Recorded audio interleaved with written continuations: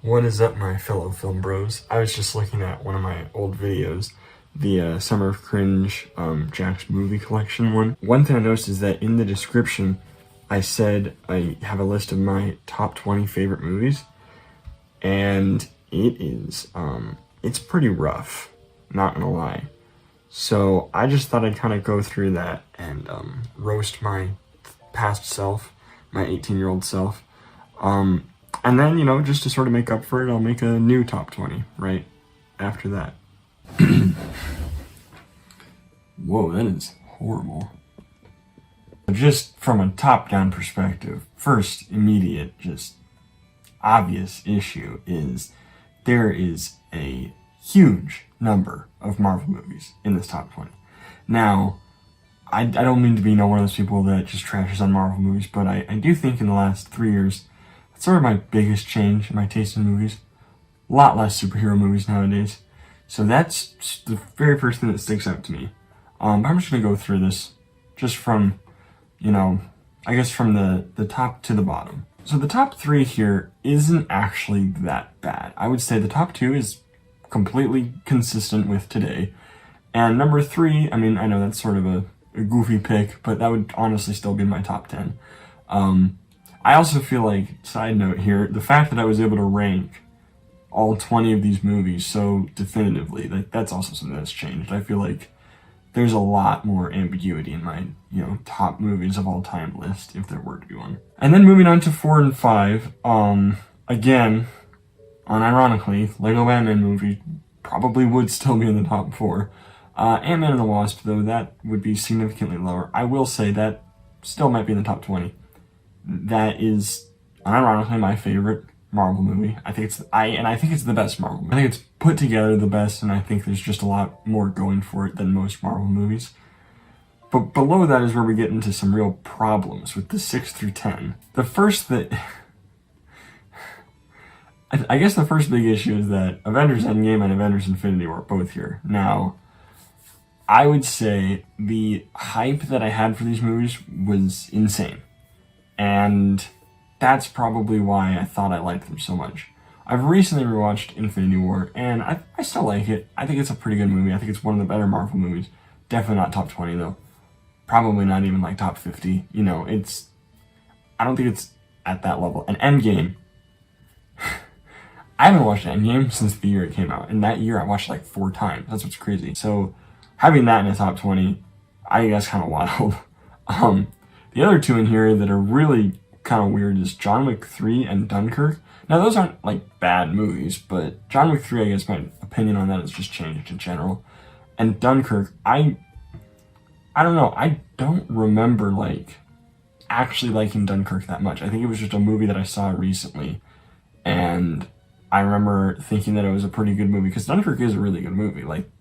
That one actually, of all the ones that we've gone through so far, might be, arguably the best one. But I just think that, I haven't seen Dunkirk in a while. I don't really consider it one of my favorites. Now, the 11 through 15, also really rough. I think the roughest part about this is that in numbers 11 through 15, there are 4 superhero movies. One of them is The Dark Knight, and it's somehow at the bottom. It kind of baffles me that there was a time in my life where I unironically thought that The Dark Knight was not only inferior to stuff like The Avengers and Aquaman, but freaking Ant-Man and Avengers Endgame. Avengers and Aquaman just aren't even, contenders in my top 20 anymore. And I will say Ant-Man, that one's maybe still there, maybe not, I don't know. But I do kind of think that's kind of crazy that they're all there and The Dark Knight would be that low. Also Nativity, just want to real quick shout that one out. That is my favorite Christmas movie. So that's still there.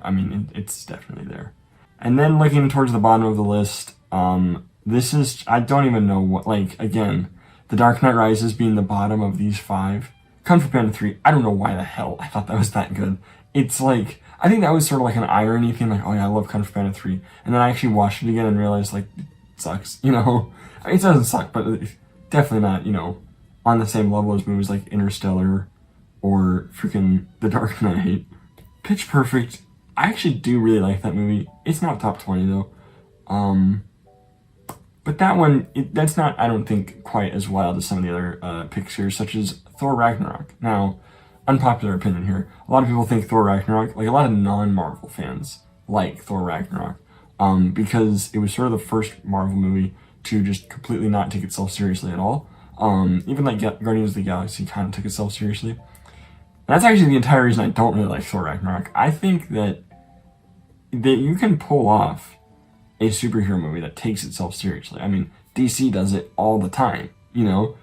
But I think Thor Ragnarok was just such a mess. And it suffers from this huge flaw in Marvel movies that, really prevalent in Thor movies as well. The antagonist is played by an actor who can actually act and who hasn't just been in the same role for the last 10 years. So then it gets really obvious that, you know, people there aren't very good actors. And so that's sort of where it falls apart for me. So yes, this is a very insane list. It's insane that half of them are superhero movies. It's insane that there's no, like, Wes Anderson, no Tarantino, none of that. I don't think I'd even seen any of those movies yet. This was, you know, I mean, 3 years isn't that long, but this came out, I think I did this list, you know, at the beginning of quarantine. And the quarantine's when I, you know, probably watched most of the movies that I've ever seen. So I would say that this list would change drastically today. And as a matter of fact, I think I'm going to go ahead right now and sort of put together a new top 20.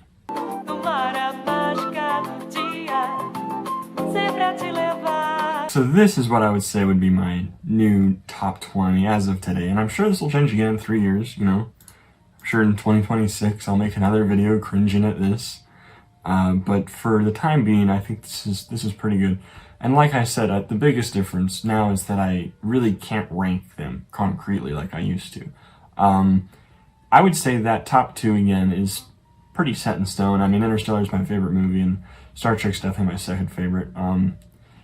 Then I would say 3 and 4 and maybe even 5 could just switch any day of the week. And then 6 could be 5 or 4, you know. Let me just quickly go over some of the things I changed. I will say this is not 100% accurate. I did just remove the Ant-Man movies because I think that's sort of, those would be the biggest outliers in my top 20. Those were sort of the most, like, subjective favorites for me. Like, it's so subjective to the point where I can hardly even articulate why I like those movies.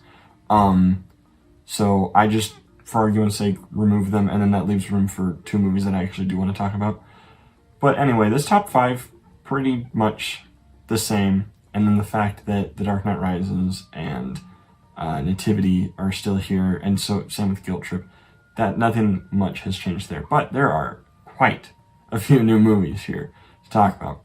First one being Watchmen. I've talked about Watchmen like so many times on this channel. It is just an amazing movie. I think it's everything that a superhero movie should be. Because really it's not a superhero movie. It's, you know, it's a mystery movie. It's a thriller movie. And they use vigilantes and crime fighting and just, you know, a superhuman person sort of just as a means of telling the story, you know, which I think is what it should be. I think the reason this maybe, you know, can stand above a lot of superhero movies is sort of the same reason Batman does. It's because Batman, you know, also isn't a superhero. That's more like a crime fighting vigilante kind of thing. So I think that is a lot easier to relate to and to understand. So that's why people like Batman movies a lot more, myself included. As you can see, literally a fifth of this list is Batman movies. And I'm not ashamed of that. That is something that I've, you know, never been ashamed of, that there are 3 Batman movies in my top 10 favorite movies of all time. Moving on to another one that we, Moving on to another one that was absent in my list from 2020 is Baby Driver. And that movie, it freaking rocks, man. I think it's like, you know, I hate to use the term, oh, he's literally me, but I think the way that it, you know, sort of tells the story through music and through your relationship with music and how you use that to communicate with other people, that's something that I've been able to relate to. And even just like the little things like how he, you know, he has to restart the song and then everybody gets out of the truck. That's like, I mean, that's so accurate to the kinds of things that happen, you know, like I'll be listening to music and then somebody will talk to me and, you know, I'll take my AirPods out and talk to them and then I'll, you know, restart the song. That's the thing about music with some people, is it can be such a driving force and it can just be such a important background to their life. Another new one we have here is The Truman Show. And that one was, I think I always sort of considered that one of my favorites, but I probably just completely forgot about it because I don't think I watched it between like middle school and college. And that top 20 list at the beginning of the video was made when I was in high school, so, you know, kind of missed out there. But, I mean, that's just a really good movie in general. Kind of hard to explain exactly what I love about it, but I think, you know, Jim Carrey is just amazing in it. I think the concept is really cool. So as I was editing this, I realized how long it was. So I'm going to cut it right here. Everything up to this point will have been, you know, part 1, and then part 2 will just come out tomorrow. So make sure to subscribe, stay tuned for part 2. Thank you for watching.